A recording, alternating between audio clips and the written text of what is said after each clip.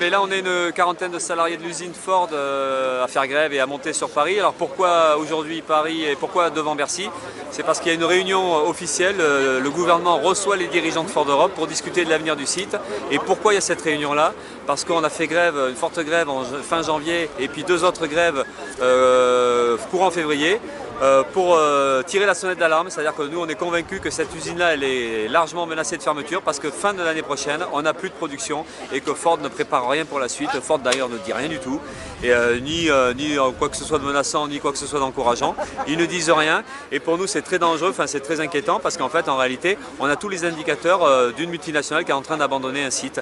Donc on essaie de tirer la sonnette d'alarme, de montrer que ça ne va pas. À la fois on dénonce les baratins de Ford et puis même les non-respect des engagements de Ford, parce que Ford avait signé un accord avec les pouvoirs publics et l'État il y a à peine 4 ans, qui garantissait le maintien des 1000 emplois et qui garantissait de l'activité sur toute une période.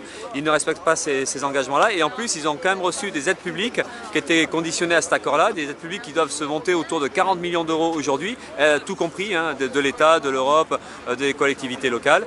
Et donc on dénonce par la même occasion donc l'attitude des pouvoirs publics qui eux signent des accords comme ça, donnent de l'argent et ne vérifient rien et laissent faire une multinationale qui fait des bénéfices énormes, et ça on le rappelle à chaque fois, mais pour l'année 2016, la multinationale Ford à l'échelle de la planète a fait plus de 10 milliards de dollars de bénéfices.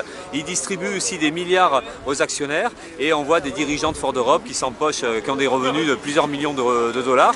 Donc on a les mêmes saloperies à Ford comme dans plein de multinationales où on voit bien des richesses énormes, hein, et puis d'un autre côté l'austérité pour les salariés, des licenciements, des bas salaires, des conditions de travail déplorables. Donc on veut dénoncer tout ça et au bout du compte c'est l'idée qu'on veut que Ford change de politique. On a cet espoir-là, c'est peut-être une illusion, c'est peut-être une utopie, mais en tout cas, tant qu'on n'est pas au pied du mur, on se bat pour que Ford apporte l'activité, pour que Ford investisse et pour qu'en plus les pouvoirs publics mettent la pression sur Ford pour qu'il y ait vraiment respect des engagements et puis que tout simplement de ne pas accepter qu'une multinationale comme ça puisse se barrer après 40 ans de profit.